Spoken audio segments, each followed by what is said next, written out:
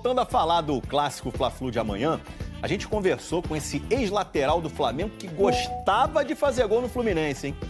Se você não levantar a cabeça para chutar, você vai chutar em cima do goleiro. Olha pro goleiro, dá a última olhadinha. O goleiro caiu para cá, ó. O outro canto tá livrinho lá para você chutar.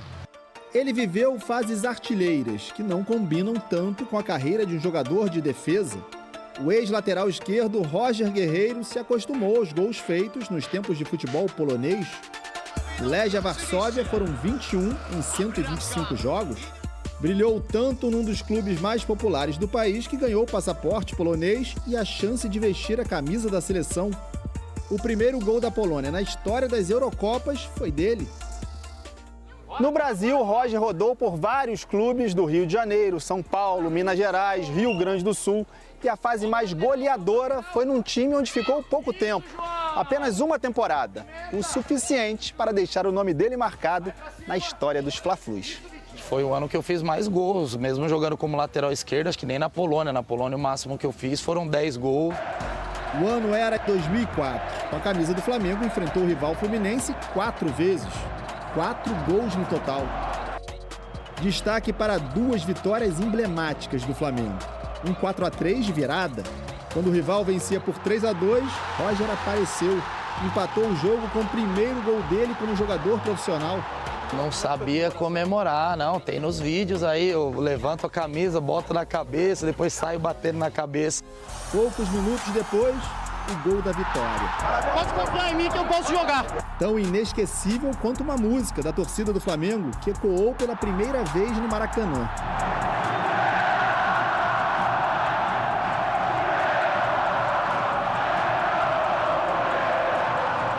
Torcida, todo mundo sem camisa e começaram a rodar a camisa e gritar poeira, poeira, levantou poeira e aquilo ali inflamou.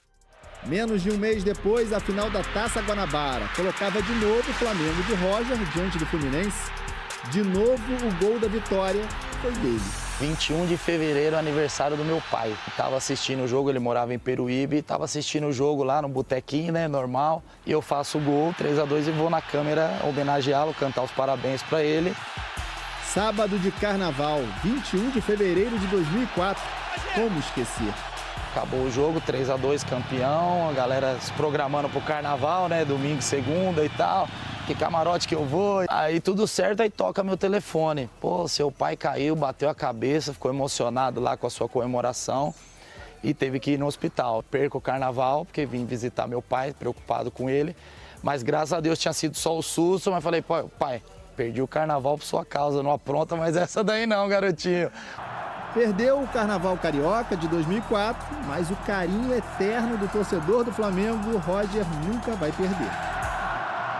Novidades do Flamengo, alguma coisa diferente? Vem com um time com força máxima para esse jogo com o Flu? Não será força máxima porque o De La Cruz será poupado. O Flamengo emitiu um comunicado oficial dizendo que o jogador não será relacionado por conta de um controle de carga, o que eu acho uma atitude extremamente certa, porque a minha maior crítica em relação ao De La Cruz foi o planejamento adotado na temporada passada, quando esse jogador foi utilizado em vários jogos de Campeonato Carioca no primeiro semestre e chegou no segundo semestre e o jogador estava destruído fisicamente falando.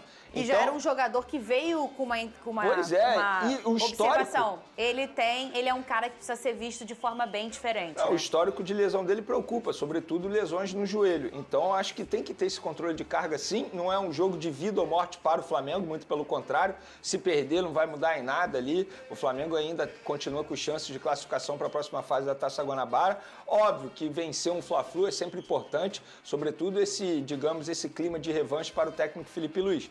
Mas a ausência do De La Cruz não me faz mudar de ideia ou pensar diferente. Para mim, o Flamengo é o favorito para esse duelo. Chega no melhor momento, chega melhor preparado. A gente pôde ver isso nos últimos jogos, tanto do Flamengo quanto do Fluminense. Eu acho que a ausência do De La Cruz, inclusive, vai dar a oportunidade ao Felipe Luiz de fazer alguns testes, alguma mudança. Por exemplo, você pode recuar o Gerson para fazer a função do De La Cruz e aí você coloca o Arrascaeta no time titular, ou até mesmo o Luiz Araújo, que está pedindo passagem, jogando muita bola nesse começo de 2025. Então, a ausência do De La Cruz Para mim, não muda nada. O Flamengo chega como favorito e eu acho uma estratégia extremamente correta da comissão técnica, controlando a carga desse jogador que, repito, tem um histórico de lesões que preocupa e você tem que pensar a longo prazo, não apenas no Campeonato Carioca. Carioca aqui no Sport Center, porque no final de semana simplesmente um Fla-Flu, hein, Mari? Então são vários clássicos no fim de semana e no Rio de Janeiro tem isso. O fã do esporte que já está acostumado a toda sexta-feira ficar até o final do programa, que a gente sempre tem um touch. E o touch vai ser sobre todos os clássicos, ranqueando. Então vai envolver todos os clássicos. Fla-Flu, Cruzeiro Atlético, Goiás Atlético Goianiense, todo mundo. Vai ser... Como é que o Pedro Henrique Torre vai definir isso? Vai ser um sururu, um hilarie? Vai ser um hilarie, hein, Pedro? Um hilarie, um convescote de torcidas, vai ser animadíssimo aqui no Maracanã. Amanhã a gente espera às 16h30. Um abraço para todos, beijo para Mari, enfim, Marra, Jailson, todo mundo que está com a gente aí, o Bruno também. Pois é, aqui atrás dá para ver, tem uma fila já, o pessoal enfim, enfileirando realmente, né, perdão pela redundância, mas já em busca de ingressos para essa partida, porque o clima está quentíssimo, a chapa está muito quente aqui no Rio de Janeiro, mas todo mundo quer conferir esse primeiro Fla-Flu de 2025. Promete bastante, um duelo muito interessante. O Flamengo vem muito bem, campeão da Supercopa, com um time reserva, a gente pode dizer, no meio de semana ganhou de 5-0 da Portuguesa. O Fluminense conseguiu a vitória de virada por 2-1 sobre o Vasco em Brasília, uma vitória muito importante também, porque foi a 10 pontos, então agora sonha com a classificação ainda, tem que vencer até o Flamengo para ter aquela condição ali de chegar mais em cima. O Flamengo tem 13 pontos, foi superado pelo Volta Redonda, está em segundo lugar. Então vai ser uma disputa muito interessante. E o Fluminense é o único time que venceu o Felipe Luiz em 20 jogos do Felipe no comando da equipe profissional. No ano passado, pelo Campeonato Brasileiro. Até o Flamengo foi meio que enterrou as suas chances de título naquele Fla-Flu. Então o Flamengo vai com a força máxima possível. Agora pela manhã o clube informou que o De La Cruz ele vai ficar fora desse Fla-Flu por conta de controle de carga. Ano passado sofreu bastante com as lesões, enfim, desfalcou bastante, então vai ter um controle de carga.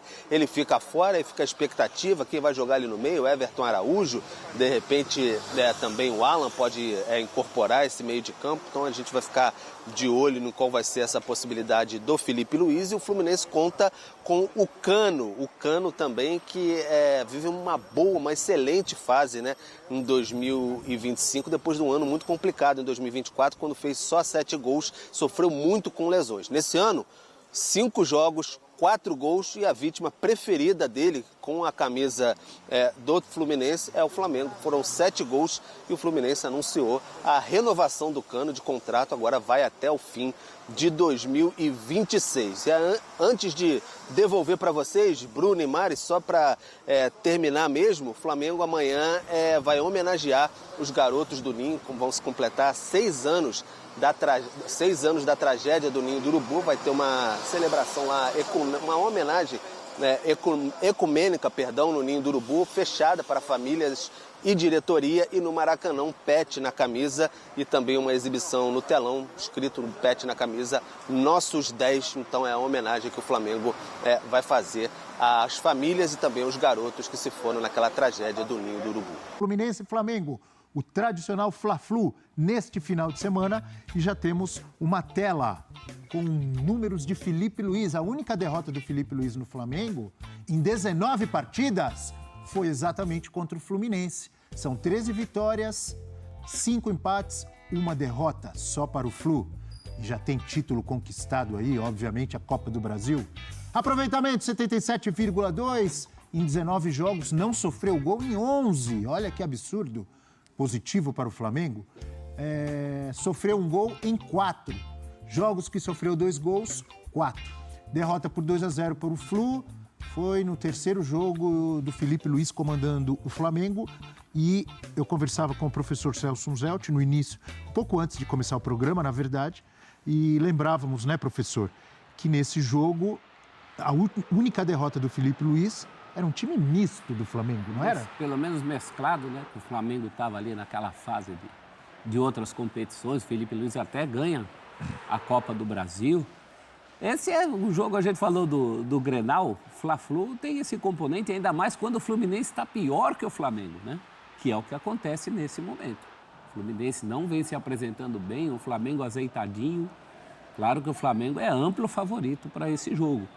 Agora, tudo acaba se equiparando no clássico, né? O Mano é um técnico suficientemente experiente para saber como, pelo menos, tentar conter essa verdadeira avalanche rubro-negra, não só de resultados, mas de bom futebol, né? O Flamengo está muito em paz, a torcida rubro-negra está muito em paz com o jeito que o time joga. Então, acho que esse é o grande trunfo do Flamengo nesse momento, uma boa cabeça. Mas é aquela questão do clássico é clássico. E Fluminense mal contra Flamengo é tradição de resultados melhores para o lado do Flu, né? Isso... Mas não está tão mal, professor. Ganhou de virada no meio de semana do Vasco. Foi um ponto fora da curva diante das últimas exibições muito ruins do Flu do Mano.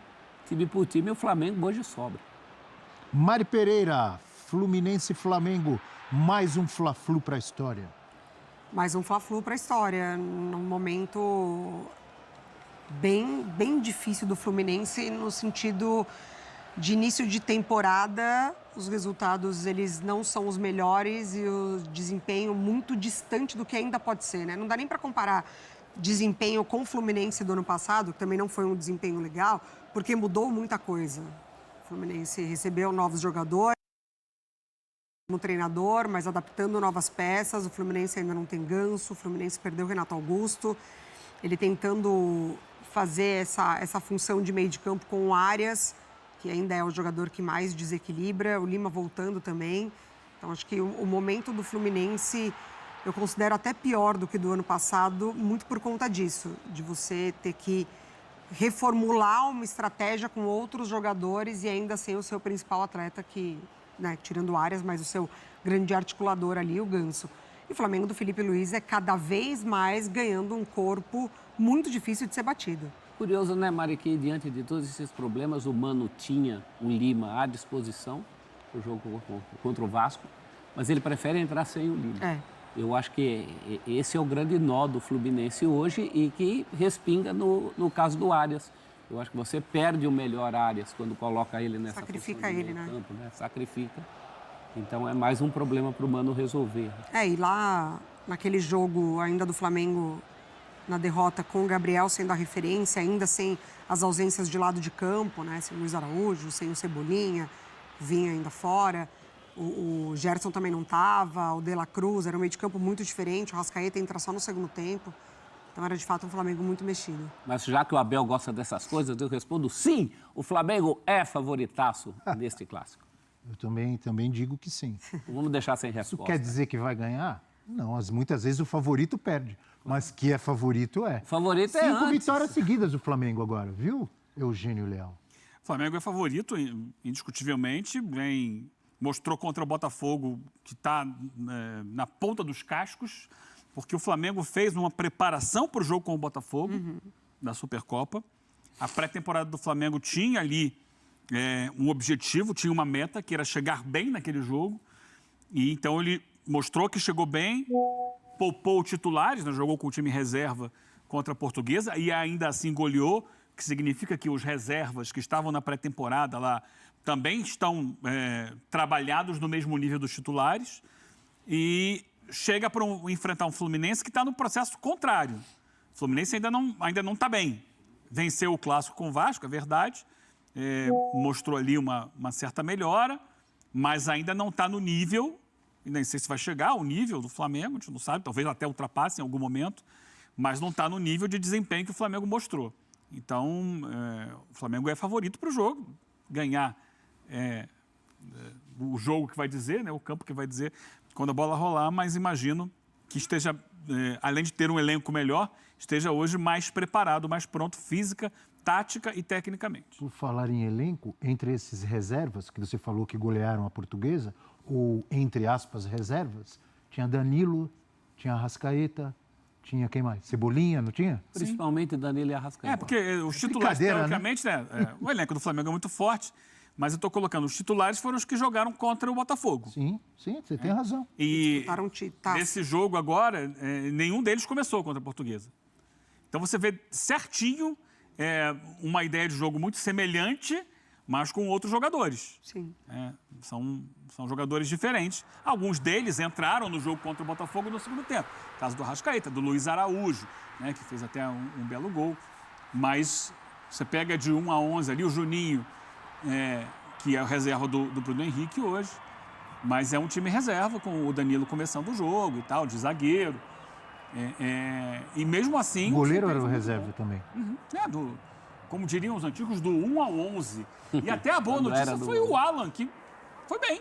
O Alan, que até hoje não conseguiu jogar no Flamengo o futebol que se esperava dele, o futebol que ele mostrou no Atlético Mineiro. Nesse jogo aí, é claro que é um jogo contra a Portuguesa, mas ele teve participação em gols e teve uma atuação mais interessante. Vamos ver como vai ser o futuro. E os meninos, né? E os meninos incorporados ao time principal, o Alacian voltando a fazer gol, mostram que, de repente, o Flamengo também vai abrir mais espaço para a base nessa temporada. Porque tem times de reservas e times de reservas. O ideal é isso, né? É o time que mantém a ideia de jogo. A gente já viu outros times de reservas, desde o Banguzinho do Filipão lá no Grêmio, passando pelo Corinthians do Tite, quando eventualmente precisava ter reservas. A ideia de jogo se mantinha. Tele e Muricy. O Expressinho do São Paulo. Não era um catadão, entendeu? Não era só um time com nome sem grife. Era um time de jogo concatenado. Era uma engrenagem que funcionava. Isso está rolando porque esses no Flamengo. jogadores, né? Eles vão entrar no time principal. Sim. Então eles têm que estar prontos para fazer exatamente o mesmo esquema do time principal. É isso aí, nação rubro-negra. Amanhã tem Fla-Flu, né? 16h30, 4h30, horário de Brasília. Né? Então assim, a bola vai rolar, só que o assunto agora aqui é Mercadão da Bola, lembrando que o De La Cruz não irá jogar amanhã, né? Já é o primeiro desfalque da equipe rubro-negra, né? O jogador vai ter o controle de carga, então não estará em campo. Felipe Luiz deve colocar outro jogador ali, né? Mas com o jogador que ele colocar, a qualidade do Flamengo não irá sair, não irá perder, né? O Flamengo não irá perder qualidade. E assim, o Flamengo tá mirando aí, cara, vender o Gerson, né? Por um valor absurdo para o Zenit e contratar Jorginho e Lucas Paquetá. É isso mesmo, ambos jogadores, né, estão na mira do Flamengo. Então assim, a cesta do Flamengo está agitada, tem muitas informações. Eu vou falar uma coisa, o Flamengo já assinando agora, pode assinar até esse final de semana, um pré-contrato, né, com o Jorginho, para ele chegar no meio do ano e já acertando com o Paquetá agora. Eu vou falar para vocês, o Flamengo, o nível sobe muito, naquele setor de meio de campo ali, aí pode vender o Gerson à vontade. Vendo o Gerson, bota o Lucas Paquetá ali, não irá perder muito, não irá perder, pelo contrário, o Flamengo irá ganhar, né, pelo entendimento tático de Lucas Paquetá. E o Jorginho a mesma coisa, um cara que tá há anos e anos na Europa, né, foi pra lá muito novo. Então assim, informação de agora dão conta de que o Flamengo está de olho em Lucas Paquetá e no Jorginho. Eu quero saber de vocês aprovam essa contratação de Lucas Paquetá e Jorginho? Deixa aqui nos comentários pra gente estar debatendo sobre esse grande assunto. Conto com o apoio de todos vocês, eu tô indo nessa. Se inscreva no canal, deixa o like e até a próxima.